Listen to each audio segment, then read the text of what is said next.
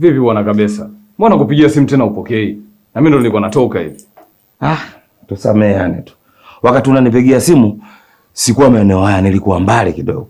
Kwa sasa ndo natoka kule mpela na kuja hivi. Yaani hata kama ulikuwa unapiga simu, nisingeweza kusikia kwa sababu simu iko mfukoni. Okay. Sasa mimi hapa nimepata dharura kidogo, natoka na mke wangu. Tunaenda kulala msibani Bagamoyo. Tumefiwa na mtu ambaye anatuhusu. Poleni sana na msiba wazee. Na mnazika lini? Asante. Mazishi itakuwa ni kesho. Sasa nilikuwa nahitaji nikuachie nyumba yangu hapa kwa ajili ya uangalizi kwa sababu wewe ndo mtu pekee ambaye ninakuamini. Haina noma baba. Hilo mbona limeisha? Nyumba inabaki sehemu salama kama nyinyi mlivyolenga. Huko mnapoenda nyinyi kaeni hata wiki mbili, miezi 6, haina shida. Nalinda mimi. Hamna shemeji, tunaenda leo then kesho tunarudi. Ila kikubwa ningeomba angalizo.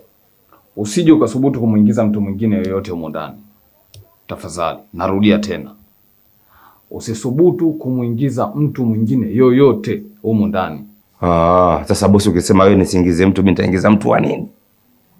Utaka kusema wewe mimi ndo nalifatisha. Basi sawa, funguo hapa. Kuhusu mazingira mengine wewe kuwa free. Kama ni TV angalia. Kuhusu kulala hivi vyumba vya hapa achana navyo. Utalala kile chumba cha mwisho kule. Kule backside wenyewe anasema back bench. Haina noma ndugu yangu.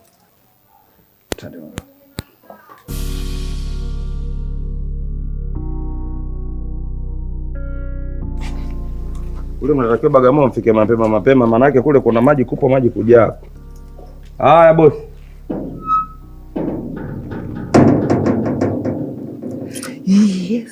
Yes. Yeah. Ngoma kapewa kenge mwanangu, maji yote timbwili.